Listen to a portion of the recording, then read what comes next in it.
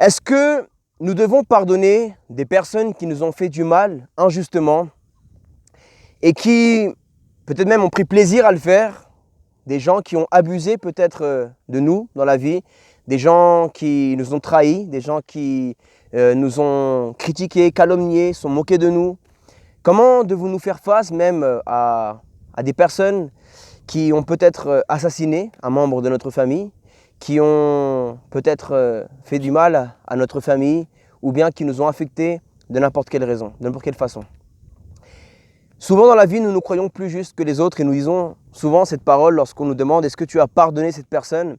ou « Pourquoi tu ne l'as pas pardonné ?» Et on dit souvent « Cette personne ne mérite pas mon pardon, cette personne ne mérite pas d'être pardonnée et même Dieu ne le pardonnera pas. » Alors là, nous nous posons la question, mais qui sommes-nous? Qui sommes-nous pour oser dire que quelqu'un ne peut pas être pardonné ou qu'il ne mérite pas d'être pardonné? Comme si nous, l'être humain, peu importe qui que tu sois, comme si nous méritions d'être pardonnés nous-mêmes. Nous avons oublié une parole qu'a dit Jésus. Il a dit, avant de vouloir enlever la paille qui est dans l'œil de ton prochain, enlève d'abord la poutre qui est dans la tienne. Souvent, nous avons ici grande facilité à critiquer une erreur de quelqu'un qu'il a fait envers nous. Il nous a blessés et on a tellement de facilité à dire, oui, mais il m'a fait ça, et on fait une grande liste. On fait une si grande liste. Mais si on mettait un miroir en face de nous, eh bien, est-ce qu'on réagirait de la même façon, en sachant que c'est de nous qu'on est en train de parler? À chaque fois qu'on est en train de condamner quelqu'un, c'est nous-mêmes qu'on est en train de condamner. La Bible dira que on te jugera avec la même mesure que tu juges les autres. Et le Seigneur Jésus a parlé justement de cela. Il nous enseigne à pardonner les autres car lui-même nous a pardonné. Il y a énormément de paraboles, de messages dans la Bible où Jésus même parle d'un homme qui avait été pardonné d'une somme d'argent. Et aussitôt, cet homme-là sorta et il rencontra quelqu'un qui lui devait de l'argent et il ne l'a pas pardonné. Alors on l'a ramené à la personne qui lui devait de l'argent et il a dit, je t'ai pardonné ta dette et toi, tu n'as pas pardonné la dette d'une autre personne. Pour la peine, je vais te punir. Eh bien, c'est l'histoire de l'humanité. C'est notre histoire à nous tous. Peu importe si tu es quelqu'un de très spirituel, ça nous arrive parfois d'avoir des pensées qui viennent. Et cette personne a fait cela injustement, il ne mérite pas que je le pardonne. Comment est-ce qu'elle a pu faire ça? Comment est-ce qu'il a pu me faire ça? Comment est-ce qu'il a pu parler? Comment est-ce qu'elle a pu dire ça? Mais nous-mêmes, nous avons parlé de Dieu. Nous-mêmes, nous avons trahi Dieu. Nous avons tous, sans exception, trahi Dieu. Nous nous sommes tous moqués de Dieu, nous avons tous calomnié Dieu, nous avons tous trahi Dieu, nous avons tous été infidèles à Dieu. Alors n'importe quelle chose que tu essaies de dire sur quelqu'un qui l'a fait, peu importe l'atrocité de la chose qu'il t'a fait, sache que toi aussi tu l'as fait envers Dieu. Sache que moi aussi je l'ai fait envers Dieu et nous sommes tous pécheurs. Et j'aimerais appuyer cela avec une parole de la Bible qui est écrite par l'apôtre Paul, inspirée par le Saint-Esprit. Il a écrit aux Romains, et nous allons aller ensemble à la Bible, à la lettre des Romains, au chapitre 3, verset 1. La Bible dit « Mais maintenant, la justice de Dieu, dont témoignent la loi et les prophètes, a été manifestée indépendamment de la loi. C'est la justice de Dieu par la foi en Jésus-Christ, c'est pour ceux qui croient. Il n'y a pas de différence. Tous ont péché et sont privés de la gloire de Dieu. Et ils sont gratuitement justifiés par la grâce de Dieu, par le moyen de la libération qui se trouve en Jésus-Christ. » Excusez-moi pour mon problème de lecture, c'est que j'ai été ébloui par le flash. Et justement, souvent dans la vie, nous sommes éblouis par le flash de la vengeance. Et nous devons nous laisser éblouir par le flash de la lumière de Jésus. Le pardon de Jésus doit nous rendre aveugles à la blessure qu'on nous a faite. Parfois, nous sommes aveuglés par le péché, aveuglés par le mal. La blessure est tellement grande qu'elle nous aveugle et ça nous empêche de voir les bons côtés de la personne et ça nous empêche de voir comme Dieu voit.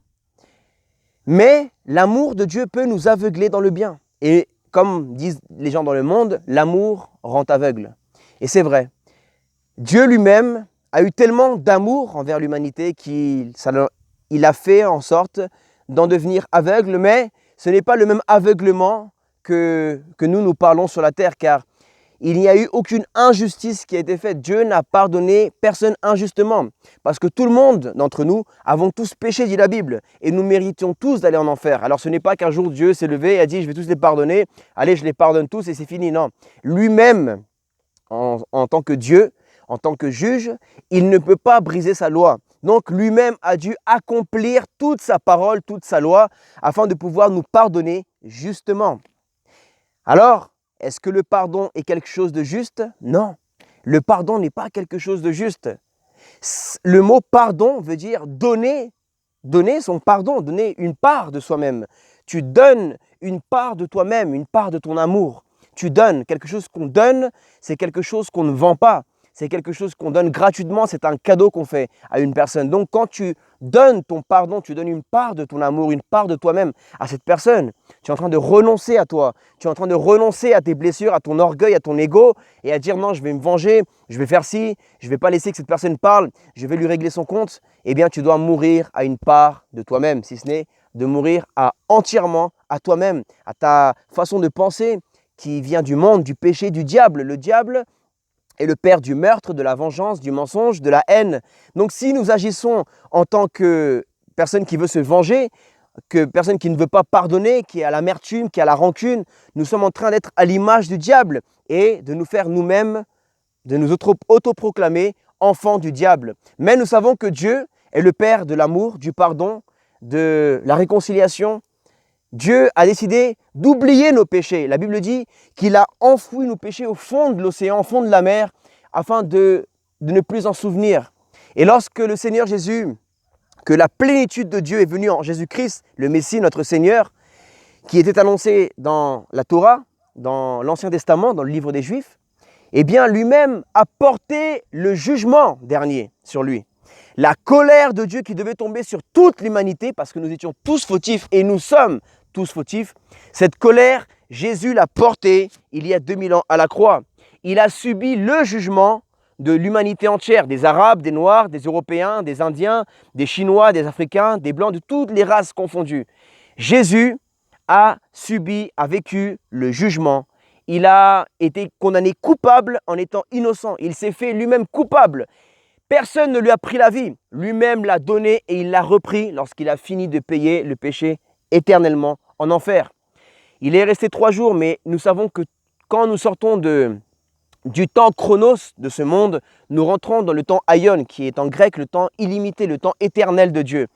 Et lorsqu'il est parti en esprit, et il est parti sous la terre, il est parti dans le royaume des morts, dans le séjour des morts, dans l'Hadès, il n'était plus dans le temps passé, présent, futur. Il était en train de payer éternellement parce que lui-même est éternel. Le péché est éternel. Et de la même façon que Adam a péché une seule fois pour condamner l'humanité éternellement, alors un seul acte de désobéissance a suffi pour condamner l'humanité éternellement en enfer, loin de Dieu, séparé de sa gloire éternelle. Alors, à combien plus forte raison, l'acte d'obéissance d'un seul, à savoir Dieu, en son Fils Jésus-Christ, a suffi pour pardonner éternellement les péchés qu'ils avaient commis, que nous avions commis devant Dieu. C'est un amour merveilleux. Et si vraiment nous sommes chrétiens, si vraiment nous avons l'Esprit de Dieu, donc c'est l'Esprit de pardon et nous devons pardonner. Donc, pour répondre à la question de ce message, est-ce que dois-je pardonner quelqu'un qui ne mérite pas? La réponse est oui. Nous devons pardonner car nous-mêmes, nous ne méritons pas le pardon de Dieu et il nous a pardonné. Et si nous ne pardonnons pas, la Bible dit que celui qui ne pardonne pas, Dieu ne le pardonnera pas. Et si Dieu ne pardonne pas, tu ne peux pas entrer au ciel et tu iras éternellement en enfer. Mais la Bible dit également, celui qui pardonne, Dieu le pardonne à son tour. Donc, si Dieu te pardonne, ça veut dire qu'il t'ouvre la porte du ciel. Il te donne une part de lui qui est l'éternité. Rappelle-toi que pardonner, c'est donner une part de toi. C'est renoncer à une part de toi, si ce n'est renoncer entièrement à toi-même. Voilà pour aujourd'hui. Donc, si tu passes par un moment où tu dois pardonner, fais-le sans hésiter. Pourquoi, lorsque nous étions dans le péché, loin de Dieu, avec le diable, nous n'hésitions pas à aller faire du mal à quelques personnes, nous n'hésitions pas à commettre le péché, nous n'hésitions pas à voler, braquer, cambrioler, vendre de la drogue, fumer, nous droguer, nous alcooliser, aller en boîte de nuit. Nous n'hésitions pas à coucher à droite et à gauche avec des hommes, des femmes. Nous n'hésitions pas à faire les choses du diable. Alors pourquoi maintenant allons-nous hésiter à faire des bonnes choses? Pourquoi avions-nous du courage autrefois pour faire des mauvaises choses? Et maintenant, n'avons-nous pas le courage pour pardonner, pour nous humilier? Avant, nous étions prêts à nous humilier. Les gens nous critiquaient, ils nous traitaient dealers, délinquants, racailles, bandits, homosexuels, hommes à femmes, femmes à hommes, prostituées, drogués, alcooliques. Et nous n'avions pas honte. Nous étions fiers et nous disions « j'assume ». Et alors? Et maintenant, nous ne sommes pas prêts à assumer que nous devons nous humilier. Et c'est ça la persécution que nous devons vivre parce que nous suivons Jésus-Christ notre Seigneur. Vous savez, souvent on croit que la persécution, c'est simplement qu'on nous détruise nos églises, qu'on détruise les bâtiments, qu'on soit torturé, brûlé vif, emprisonné à cause de l'évangile, parce qu'on prêche l'évangile dans le monde. Mais aussi, vivre la persécution, parfois les gens ne le sauront même pas. Tu vivras des choses toi-même dans le secret où tu devras pardonner des personnes qui t'ont trahi, des personnes qui te calomnient, des personnes qui t'ont fait du mal, qui t'ont volé de l'argent, qui t'ont trompé, peut-être même qui t'ont violé, qui t'ont fait du mal, qui t'ont frappé injustement. Et ton vieil homme, ta partie charnelle qui, poussée par le diable, te dira « tue-le, tue-la, venge-toi, séquestre-le, fais-lui du mal, frappe-le, dénonce-le, emmène-le en jugement au tribunal ». Des pensées vraiment mauvaises, sombres. Mais tu dois dire « qu'est-ce que Jésus aurait fait à ma place ?» Alors je prie ce soir que le Seigneur puisse te remplir de son amour merveilleux. Vous savez, être chrétien, c'est pas que prêcher l'évangile partout, dans les métros, dans les rues, prendre des stades et remplir des événements, guérir des malades, chasser les démons. Ça, tout le monde peut le faire. Mais pardonner, waouh, ça c'est vraiment dur. C'est la chose la plus difficile qu'une personne puisse faire, pardonner. Surtout, plus grande est la blessure, plus grand le pardon, plus grand est le coup que tu mets au diable, plus grande est ton autorité spirituellement envers les ténèbres. Et même dans le monde spirituel, en Dieu, en Jésus-Christ, plus grande sera ta récompense dans le ciel. Lorsque tu as de la haine, de la rancune envers quelqu'un, le diable est fier de toi. Lorsque tu te venges, le diable t'applaudit. Et tous les démons et ton orgueil montent et tu dis « je ne me suis pas laissé faire. Je lui ai fermé la bouche à cette personne. Je lui ai réglé son compte. Maintenant, il ne va plus parler. Ou maintenant, il ne va plus faire ce qu'il m'a fait. J'ai vengé mon frère, j'ai vengé ma mère, j'ai vengé ma sœur.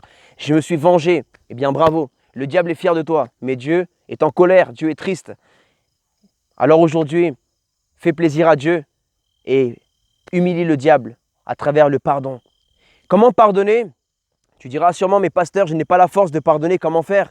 J'ai essayé tellement de fois, mais je n'arrive pas à regarder cette personne dans les yeux, je l'esquive. C'est vrai, le pardon, c'est ne pas oublier totalement parce que ça veut dire que tu es amnésique, que tu souffres de l'Alzheimer, que tu oublies des choses. Mais lorsque tu te souviens de cela, de cette blessure, que ça ne te fasse plus mal, que quand tu penses à cette personne, tu n'aies plus envie de la taper, de lui faire du mal ou de la faire payer. Non, que tu dis, je la bénis, je l'aime en Jésus-Christ parce que Jésus a donné sa vie pour lui ou pour elle. Jésus, il l'aime, il veut le sauver, c'est une âme qui était aveuglée et c'est le diable qui est derrière toute cette blessure que cette personne m'a causée dans mon cœur. Donc je l'aime en Jésus-Christ, je la pardonne et je prie pour sa repentance afin que cette personne soit sauvée et ait la vie éternelle.